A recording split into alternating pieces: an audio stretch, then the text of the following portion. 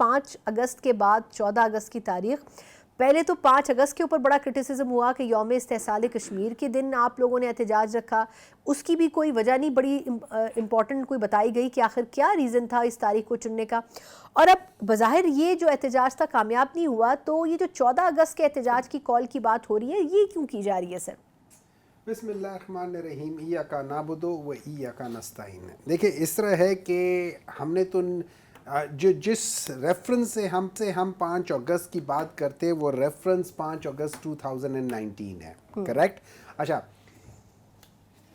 اس کے بعد 2023 میں ان لوگوں نے عمران خان کو اریسٹ کر دیا تھا 5 اگست کو. میں نے ان کو کہا تھا کہ 5 اگست چوز کرو کہ آپ وہ کر لو. اچھا، اب اس کا دیکھیں اس کا جو امپیکٹ ہے وہ یہ ہے، ابھی 5 اگست کو ان لوگوں نے وہ یوم کشمیر کے لحاظ سے جو بھی وہ نام سا ہے یاد نہیں آ رہا، یوم استحصال کشمیر، یوم استحصال کشمیر، اس میں ان لوگوں نے اسکول کے بچوں کو لے کر آگے تھے اور یہاں پہ سارے وزراء بھی جا کے وہ جتنے بھی وزیر تھے وہ پہنچے ہوئے تھے اور وغیرہ وغیرہ وغیرہ. لیکن جب بچوں سے انٹرویو میں پوچھا کہ آپ ادھر کیوں آئے ہو، 5 اگست کو کیا ہوتا ہے، وہ کہتے 5 اگست کو عمران خان کو ان لوگوں نے جیل میں ڈالا تھا. اب ہر ایک سے پوچھو. دیکھیں اب یہ یاد رکھیں، اچھا وہ بچے زیادہ تر جو تھے نا وہ 15 سال سے چھوٹے بچے تھے، اور ان کے جب آپ ذہنوں کو دیکھیں وہ کیا کہتے ہیں کہ جی ان لوگوں نے ان کو ناحق جیل میں ڈالا ہوا ہے، انہوں نے ظلم کیا ہوا ہے. اب یہ مجھے سمجھ نہیں آتی یہ لوگ کیسے ان کے ساتھ ڈیل کریں گے. یہ پوری ایک نسل جو 10 سال سے لے کے 80 سال کے درمیان میں، اور ابھی یہ 5 سالوں میں تقریباً کوئی 2.5 سے 3 کروڑ لوگ اور رجسٹر ہو رہے ہیں، یہ ان کو کیسے ہینڈل کریں گے؟ 2024 میں جو لوگ آئے تھے اس میں تقریباً 2 کروڑ کے قریب نئے ووٹرز آئے تھے، ان 2 کروڑ نے ان کو بھگا کے ان کا وہ کر دیا. ان کو ساتھ جب یہ باقی 3 کروڑ ایڈ ہوں گے تو کیا ہوگا؟ مجھے تو یہ سمجھ نہیں آتی. اب آپ کہتی ہیں بات، آپ کہہ رہی تھی کہ تو یہ تو جواب ہو گیا آپ کا. آپ کو سر ویسے کیسے لگتا ہے وہ جو باقی 3 کروڑ ایڈ ہوں گے وہ بھی پی ٹی آئی کی طرف ہی جائیں گے نا؟ یہ مطلب اس کے اوپر کیسے کام کیا ہے آپ لوگوں نے؟ ہم نے کچھ نہیں کیا. دیکھیں بہت ساری چیزیں ہوتی ہیں، اگر آپ کرنا بھی چاہیں نا آپ نہیں کر سکتے ہیں، اور بعض چیزیں ہیں نا جو آپ نہ بھی کرنا چاہیں نا تو وہ ہو جاتی ہیں. ٹھیک ہے، وہ اسی طرح کے نا عشق پہ زور نہیں یہ وہ آتش غالب، جو لگائے نہ لگے جو بجھائے نہ بنے. تو بالکل اسی طریقے سے عمران خان پہ زور نہیں یہ وہ آتش غالب. ٹھیک ہے، تو اس لحاظ سے اب جو بچے ہوتے ہیں نا وہ پروگرام کون سا ہوتا تھا جس میں ہوتے تھے بچے من کے سچے، وہ جب بات کرتے ان کو جو چیز ان کے دل کو لگتی ہے وہ بات کریں گے. ہاں آہستہ آہستہ جب وہ بڑے ہونا شروع ہو جاتے تو ان کو دنیاوی طور طریقے، گھر والوں سے سچ جھوٹ اور یہ وہ درمیان میں، لیکن شروع میں ان کی پیورٹی رہتی ہے کسی حد تک، خاص طور پہ پولیٹیکلی تو وہ اپنی بات کر رہے ہیں. اب بات آ جاتی ہے کہ ہم کریں گے کیا 14 اگست کو. دیکھیں اگر ایز اے ڈاکٹر میں کمپیریٹیو وہ ہوتے ہیں نا، آپ ایک کمپیریٹیو انالیسس کرتے ہیں کہ ریسنٹ پاس میں کیا ہوا ہے. 2020 میں ایک بیماری آئی تھی کووڈ. جی میری نظر میں یہ جو حکومت ہے نا یہ کووڈ کی طرح ہے، مہلک بیماری ہے، ملک کو تباہ کر رہی ہے، ہر چیز کو ستیہ ناش کر دیا ہے. ویکسین ہے پھر اس کی، یہ سمجھ جائے. اچھا اب ان کو ڈیل کرنے کے لیے ویکسین، کووڈ کی کوئی ویکسین ایسا نہیں تھی، وہ بھی 2 نمبر بات تھی، خیر اس کو چھوڑ دیں. ٹھیک، ان کو ڈیل کرنے کے لیے عمران خان نے ایک بڑا زبردست منصوبہ بنایا تھا جس کو ہر ایک نے چیلنج کیا تھا، اور پتہ نہیں کہاں یونیورسٹیز والے کہتے تھے ملک تباہ ہو جائے گا، یہ ہو جائے گا، کیا کرو، اس کو کہتے تھے سمارٹ لاک ڈاؤن.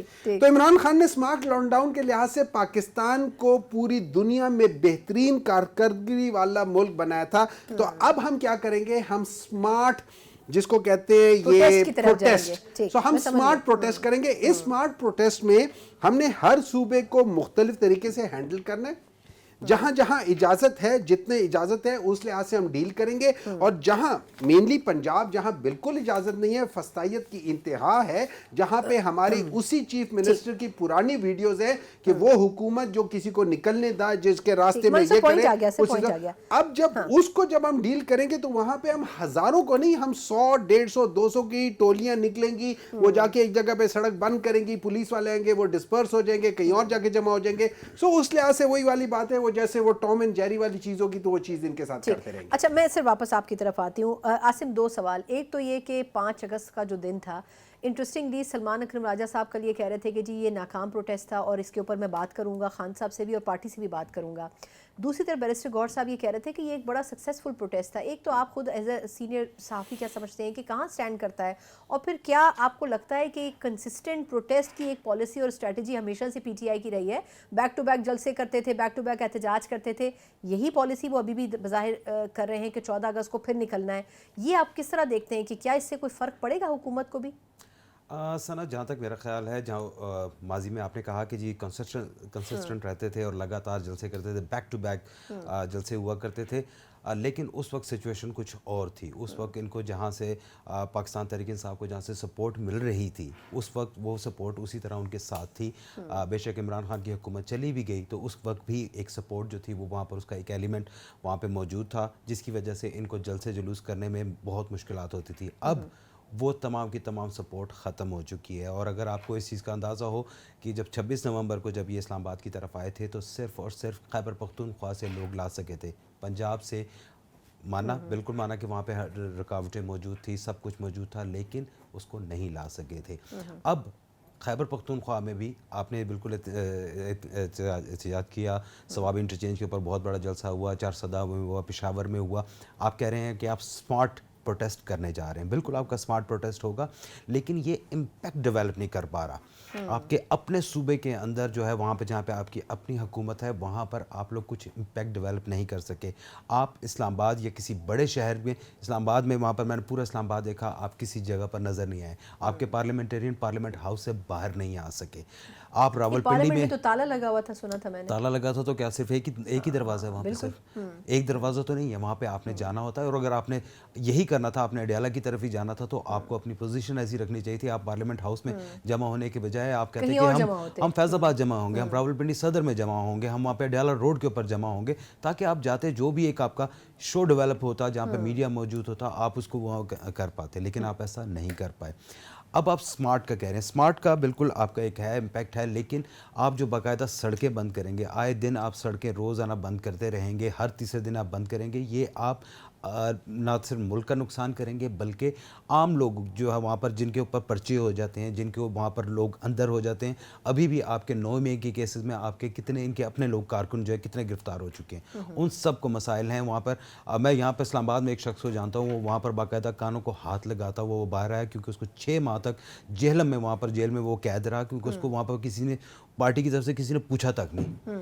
تو وہ وہاں پر اب وہ لگا رہا ہے. آپ جتنے زیادہ کرتے جائیں گے، کیونکہ آپ اس وقت ایک سچویشن بالکل کلیئر ہے کہ وہاں پر ابھی کوئی مذاکرات، کوئی بات چیت، کوئی نرمی، کوئی اس طرح کا نہیں ہے. عمران خان بھی اسی چیز کو جو ہے وہ زیادہ سے زیادہ ہو کے چل رہے ہیں کہ وہ اپنا پریشر بڑھانے کی کوشش کر رہے ہیں.